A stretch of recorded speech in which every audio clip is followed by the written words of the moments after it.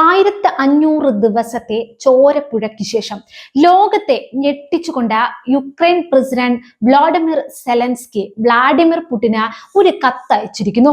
ഒരു മൂന്നാം രാജ്യത്ത് വെച്ച് നമുക്ക് മുഖാമുഖം കാണാം, ഈ യുദ്ധം അവസാനിപ്പിക്കാം എന്നായിരുന്നു ആ തുറന്ന കത്തിന്റെ ഉള്ളടക്കം. അമേരിക്കൻ പ്രസിഡന്റ് ഡൊണാൾഡ് ട്രംപ് വരെ ഈ നീക്കത്തെ സ്വാഗതം ചെയ്തു. പക്ഷേ ഈ കൂടിക്കാഴ്ച ഒരിക്കലും നടക്കാൻ പോകുന്നില്ല. അഥവാ നടന്നാൽ തന്നെ ഇതൊരു വൻ ദുരന്തത്തിലായിരിക്കും അവസാനിക്കുക. ഞാൻ വെറുതെ പറയുന്നതല്ല.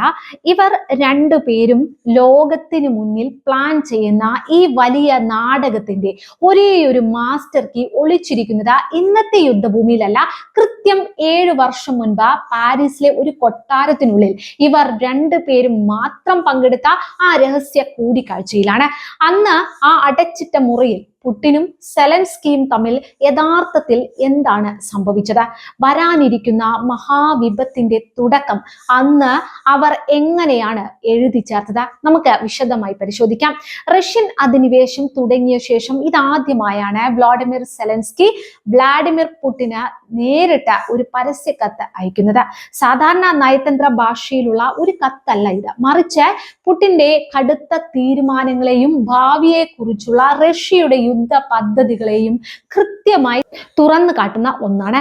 ഈ കത്തിൽ സെലൻസ്കി പുടിനെ കുറ്റപ്പെടുത്തുന്നുണ്ട്. അതായത് ഇപ്പോൾ പുടിൻ റഷ്യയിൽ അധികാരം ഏറ്റെടുത്തിട്ട് ഇപ്പോൾ ഏകദേശം 26 വർഷമായി. ഈ 26 വർഷത്തിൽ പകുതിയോളം കാലവും പുടിൻ ചെലവഴിച്ചത് യുക്രൈനെതിരെയുള്ള ചെറുതും വലുതുമായ യുദ്ധങ്ങൾക്കും തർക്കങ്ങൾക്കുമായാണ് എന്ന് സെലൻസ്കി കുറ്റപ്പെടുത്തുന്നു. അതായത് ഇരു രാജ്യങ്ങളും തമ്മിലുള്ള വ്യാപാര സാമ്പത്തിക ചർച്ചകളെല്ലാം മാറ്റി നിർത്തി റഷ്യൻ ഭരണം പൂർണ്ണമായും യുദ്ധത്തിലേക്ക് വഴിമാറി എന്നാണ് അദ്ദേഹത്തിന്റെ ആക്ഷേപം. ഏറ്റവും നിർണായകമായ ഒരു രഹസ്യാന്വേഷണ വിവരവും സെലൻസ്കി ഈ കത്തിലൂടെ പുറത്തുവിടുന്നുണ്ട്. റഷ്യ ഈ യുദ്ധം ഇപ്പോൾ അവസാനിപ്പിക്കാൻ ഉദ്ദേശിക്കുന്നില്ലെന്നും 2027-28 വർഷങ്ങളിലേക്ക് വരെ യുദ്ധം നീട്ടിക്കൊണ്ടു പോകാൻ പുടിൻ പദ്ധതിയിടുന്നതായും തങ്ങൾക്ക് ഇന്റലിജൻസ് റിപ്പോർട്ട് ലഭിച്ചിട്ടുണ്ടെന്ന് അദ്ദേഹം വ്യക്തമാക്കുന്നു. യുദ്ധത്തിലേക്ക് അയൽ രാജ്യമായ ബെലാറസിനെ കൂടി കൂടുതൽ ആഴത്തിൽ വലിച്ചിഴക്കാൻ റഷ്യ ശ്രമിക്കുകയാണെന്ന് കുറ്റപ്പെടുത്തുന്നു. കൂടാതെ മോൾഡോവയിലെ റഷ്യൻ അനുകൂല പ്രദേശമായ ട്രാൻസിസ്ട്രിയ കേന്ദ്രീകരിച്ചും പുടിൻ പുതിയ നീക്കങ്ങൾ നടത്തുന്നുണ്ടെന്ന് സെലൻസ്കി ആരോപിക്കുന്നു. അതേസമയം ഇവിടെയാണ് ഈ കഥയിലെ ഏറ്റവും വലിയ ട്വിസ്റ്റ് നടന്നത്.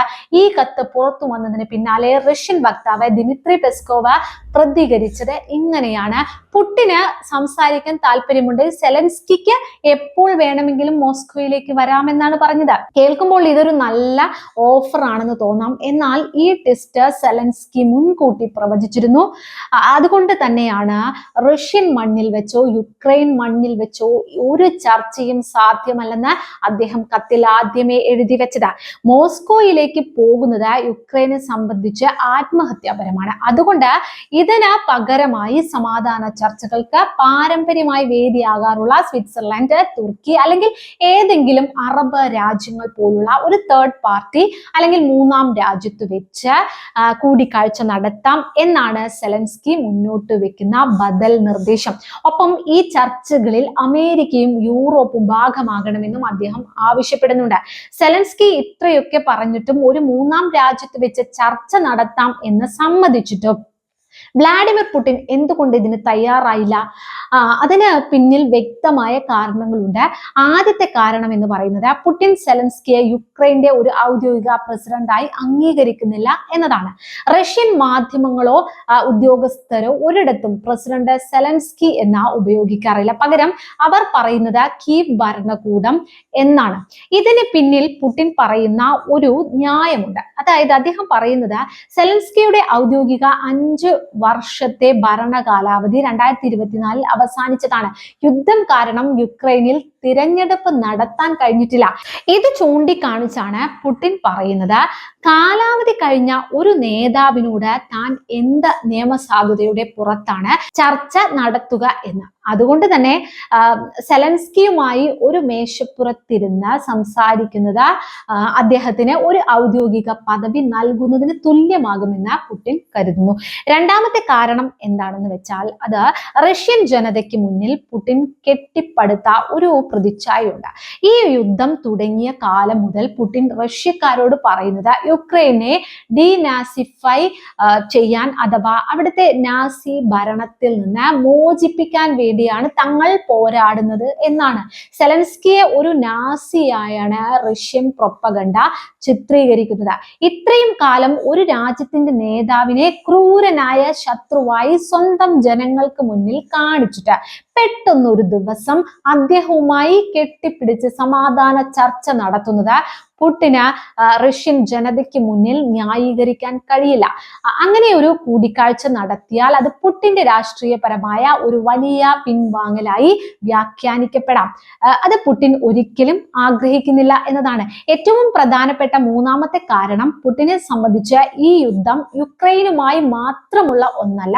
അദ്ദേഹം ഈ പോരാട്ടത്തെ കാണുന്നത് അമേരിക്കയും യൂറോപ്യൻ രാജ്യങ്ങളും അടങ്ങുന്ന പാശ്ചാത്യ ശക്തികൾക്കെതിരെയുള്ള റഷ്യയുടെ നേരിട്ടുള്ള അതിജീവന പോരാട്ടമായാണ്. യുക്രൈൻ വെറും ഒരു കളിപ്പാവ മാത്രമാണെന്നും അവർക്ക് പിന്നിൽ നിന്ന് ആയുധവും പണവും നൽകി നിയന്ത്രിക്കുന്നത് പാശ്ചാത്യ രാജ്യങ്ങളാണെന്നും പുടിൻ വിശ്വസിക്കുന്നു. അതുകൊണ്ട് തന്നെ ഒരു വിട്ടുവീഴ്ചയ്ക്കോ ചർച്ചയ്ക്കോ പുടിൻ തയ്യാറാണെങ്കിൽ അത് സെലൻസ്കിയോടല്ല, മറിച്ച് അമേരിക്കയോടും നാറ്റോയോടും നേരിട്ടായിരിക്കണം എന്നാണ് റഷ്യൻ നിലപാട്. യുക്രൈനുമായി മാത്രം നടത്തുന്ന ഒരു ചർച്ചയും ഈ പ്രശ്നത്തിന് ശാശ്വത പരിഹാരമാകില്ല എന്ന് പുടിന് നന്നായി അറിയാം. ഇനി നമ്മൾ പോകുന്നത് ചരിത്രത്തിലെ വളരെ നിർണായകമായ ഒരു രാത്രിയിലേക്കാണ്. 2019 ഡിസംബർ 9, സ്ഥലം ഫ്രാൻസിന്റെ തലസ്ഥാനമായ പാരീസ്. ഫ്രഞ്ച് പ്രസിഡന്റ് ഇമാനുവൽ മാക്രോണിന്റെയും ജർമ്മൻ ചാൻസലർ ആംഗല മെർക്കലിന്റെയും മധ്യസ്ഥതയിൽ അവിടെ വലിയൊരു ചർച്ച നടക്കുകയാണ്. ആ വേദിയിലേക്ക് രണ്ട് നേതാക്കൾ നടന്നു വരുന്നു. ഒരു വശത്ത് റഷ്യയുടെ സർവാധികാരിയായ വ്ളാഡിമിർ പുടിൻ, മറുവശത്ത് രാഷ്ട്രീയത്തിൽ വന്നിട്ട് മാസങ്ങൾ മാത്രം തികഞ്ഞ ലോകത്തിലെ ഏറ്റവും പ്രായം കുറഞ്ഞ നേതാക്കളിൽ ഒരാളായ യുക്രൈൻ പ്രസിഡന്റ് വ്ളാഡിമിർ സെലൻസ്കി. അതുവരെ ഫോണിലൂടെ മാത്രം സംസാരിച്ചിരുന്ന ഇവർ രണ്ടുപേരും ചരിത്രത്തിൽ ആദ്യമായി മുഖാമുഖം കണ്ടുമുട്ടുകയാണ്. ലക്ഷ്യം ഒന്നേയുള്ളൂ: 2014 മുതൽ കിഴക്കൻ യുക്രൈനിലെ ഡോൺബാസ് മേഖലയിൽ തുടരുന്ന കടുത്ത ആഭ്യന്തര യുദ്ധത്തിന് ഒരു ശാശ്വത പരിഹാരം കാണുക. ലോകം മുഴുവൻ വലിയൊരു സമാധാന വാർത്ത പ്രതീക്ഷിച്ചു. എന്നാൽ സംഭവിച്ചത് മറ്റൊന്നായിരുന്നു. എന്തുകൊണ്ടാണ് ആ ചർച്ച ഒരു വൻ പരാജയമായി മാറിയത്? അതെ, അന്ന് അവിടെ നടന്നത് ഒരു സമാധാന ചർച്ചയായിരുന്നില്ല, മറിച്ച് പരസ്പരം വിട്ടുവീഴ്ചയ്ക്ക് തയ്യാറാകാത്ത രണ്ട് കടുത്ത നിലപാടുകളുടെ ഏറ്റുമുട്ടലായിരുന്നു. ചർച്ച പരാജയപ്പെടാൻ പ്രധാനമായും രണ്ട് കാരണങ്ങളാണ് ഉണ്ടായത്. തർക്കം ഉണ്ടായത് തെരഞ്ഞെടുപ്പിനെ ചൊല്ലിയായിരുന്നു. ഡോൺബാസ് മേഖലയിൽ ഒരു പ്രാദേശിക തെരഞ്ഞെടുപ്പ് നടത്തണം എന്നതായിരുന്നു സമാധാന കരാറിന്റെ വ്യവസ്ഥ. എന്നാൽ ഇവിടെ സെലൻസ്കിയും പുടിനും രണ്ട് തട്ടിലാവുകയാണ് ചെയ്തത്. ആദ്യം അതിർത്തി സുരക്ഷ എന്ന്, അതായത് യുക്രൈനും റഷ്യയും തമ്മിലുള്ള അതിർത്തിയിൽ നിന്ന് റഷ്യൻ അനുകൂല വിഘടനവാദികൾ പിന്മാറണം, അവിടെ യുക്രൈൻ സൈന്യത്തിന് പൂർണ്ണ നിയന്ത്രണം വേണം, ഒരു ശാശ്വതമായ വെടിനിർത്തൽ ഉണ്ടാകണം, അതിനുശേഷം മാത്രമേ അവിടെ ഒരു സുതാര്യമായ തെരഞ്ഞെടുപ്പ് നടത്താൻ കഴിയൂ എന്ന് സെലൻസ്കി വാദിച്ചു. എന്നാൽ പുടിൻ ആകട്ടെ ഇതിനെ പൂർണ്ണമായും എതിർക്കുകയാണ് ഉണ്ടായത്. ഡോൺബാസ് മേഖലയിൽ ആദ്യം തെരഞ്ഞെടുപ്പ് നടത്തി അവർക്ക് സ്വയം ഭരണാധികാരം നൽകുക, അതിനുശേഷം മാത്രമേ അതിർത്തി യുക്രൈൻ സൈന്യത്തിന് വിട്ടു നൽകൂ എന്ന് പുടിൻ വാശി പിടിച്ചു. തങ്ങളുടെ സ്വന്തം മണ്ണിൽ തോക്കിൻ മുനയിൽ നിൽക്കുന്ന വിഘടനവാദികൾക്ക് മുന്നിൽ തെരഞ്ഞെടുപ്പ് നടത്താൻ യുക്രൈൻ തയ്യാറാകാതിരുന്നതോടെ ചർച്ച വീണ്ടും വഴിമുട്ടി. ഇതിനേക്കാളൊക്കെ വലിയൊരു നാടകം അവിടെ നടന്നു. അതെന്താണെന്ന് വെച്ചാൽ, ഡോൺബാസിൽ യുക്രൈൻ സൈന്യത്തോട് പോരാടുന്ന വിമതർക്ക് ആയുധവും പണവും സൈനിക പിന്തുണയും നൽകുന്നത് റഷ്യയാണെന്ന ലോകം മുഴുവൻ അറിയാമായിരുന്നു. എന്നാൽ ആ ചർച്ചയിൽ പുടിൻ എടുത്ത നിലപാട് എന്താണെന്നോ, ഞങ്ങൾ ഈ യുദ്ധത്തിൽ ഒരു കക്ഷിയെ അല്ല, ഇത് യുക്രൈന്റെ ആഭ്യന്തര പ്രശ്നമാണ്, യുക്രൈൻ സർക്കാർ അവിടുത്തെ ജനങ്ങളോട് നേരിട്ട് സംസാരിച്ച് അത് തീർക്കണം, തങ്ങൾ ഇതിൽ ഭാഗമല്ലെന്ന് പറഞ്ഞ റഷ്യ കൈ കഴുകിയതോടെ ചർച്ചകൾ പൂർണ്ണമായും സ്തംഭിക്കുന്ന ഒരു സാഹചര്യമാണ് ഉണ്ടായത്. ഇരു നേതാക്കളും പരസ്പരം കാര്യങ്ങൾ മനസ്സിലാക്കാതെ സ്വന്തം നിലപാടുകൾ മാത്രം ആവർത്തിച്ച് സംസാരിച്ചു കൊണ്ടേയിരുന്നു.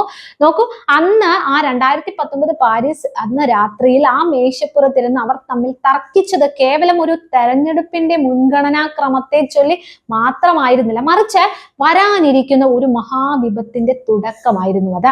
അന്ന് പാരീസിൽ വെച്ച പുടിൻ യുക്രൈനെ ഒരു സ്വതന്ത്ര രാജ്യമായി പോലും പരിഗണിക്കാൻ തയ്യാറായിരുന്നില്ല. താൻ പറയുന്നത് മാത്രം അനുസരിക്കേണ്ട ഒരു ചെറിയ അയൽ രാജ്യമായിട്ടാണ് പുടിൻ സെലൻസ്കിയെ അന്ന് കണ്ടത്.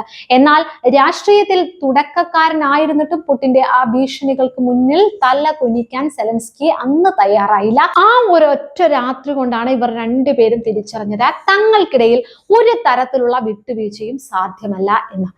അന്ന് ആ ചർച്ച പരാജയപ്പെട്ട് കൃത്യം 2 വർഷം കഴിഞ്ഞപ്പോഴാണ്, അതായത് 2022 ഫെബ്രുവരിയിൽ റഷ്യ യുക്രൈന് നേരെ തങ്ങളുടെ സമ്പൂർണ്ണ അധിനിവേശം ആരംഭിക്കുന്നത്. ഇന്ന് നമ്മൾ നിൽക്കുന്നത് 2026ലാണ്. യുദ്ധം തുടങ്ങി 1500 ദിവസങ്ങൾ കഴിഞ്ഞിരിക്കുന്നു. ഇത്രയും വലിയ നാശനഷ്ടങ്ങൾ ഉണ്ടായിട്ടും ലക്ഷക്കണക്കിന് മനുഷ്യർക്ക് ജീവൻ നഷ്ടപ്പെട്ടിട്ടും ഇന്നും ആ രണ്ട് നേതാക്കളുടെ നിലപാടുകളിൽ എന്തെങ്കിലും മാറ്റമുണ്ടോ എന്ന് ചോദിച്ചാൽ ഇല്ല എന്ന് വേണം പറയാൻ.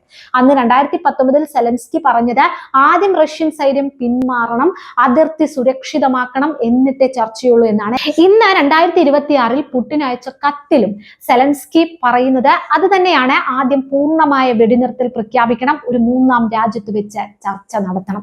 അന്ന് 2019 പുടിൻ പറഞ്ഞത് ഞാൻ പറയുന്ന വ്യവസ്ഥകൾ ആദ്യം അംഗീകരിക്കൂ എന്നാണ്. ഇന്ന് ക്രെംലിൻ പറയുന്നതും അത് തന്നെയാണ്. സംസാരിക്കണമെങ്കിൽ സെലൻസ്കി മോസ്കോയിലേക്ക് വരട്ടെ എന്ന്. ഒരു കാര്യം വ്യക്തമാണ്, സെലൻസ്കിയുടെ ഈ കത്ത് ഒരു പക്ഷേ അന്താരാഷ്ട്ര തലത്തിൽ വലിയൊരു വാർത്തയായിരിക്കാം. അമേരിക്കൻ പ്രസിഡന്റ് ഡൊണാൾഡ് ട്രംപ് വരെ ഇതിനെ സ്വാഗതം ചെയ്തിട്ടുണ്ടാകാം. പക്ഷേ യാഥാർത്ഥ്യം അത് മറ്റൊന്നാണ്. ഇരുപക്ഷവും ഒരടി പോലും പിന്നോട്ട് പോകാൻ തയ്യാറാകാത്തിടത്തോളം കാലം ഇനി ഒരു കൂടിക്കാഴ്ചയിൽ പുടിൻ സമ്മതിച്ചാൽ പോലും 2019 പാരീസിന്റെ ദുരന്തത്തെ കുറിച്ച് മറ്റൊരു ആവർത്തനം മാത്രമായിരിക്കും. അന്ന് തർക്കം വാക്കുകൾ മാത്രമായിരുന്നെങ്കിൽ ഇന്ന് അതിനിടയിൽ ലക്ഷക്കണക്കിന് മനുഷ്യരുടെ ചോരയുണ്ട് എന്നത് മാത്രമാണ് വ്യത്യാസം. നിങ്ങളുടെ അഭിപ്രായത്തിൽ പുടിനും സെലൻസ്കിയും തമ്മിൽ ഒരു ചർച്ച ഇനി സാധ്യമാണോ? താഴെ കമന്റ് ചെയ്യൂ. കൂടുതൽ ജിയോ പൊളിറ്റിക്കൽ വാർത്തകൾക്കായി ചാനൽ സബ്സ്ക്രൈബ് ചെയ്യാതെയാണ് കാണുന്നതെങ്കിൽ ഡു സബ്സ്ക്രൈബ്.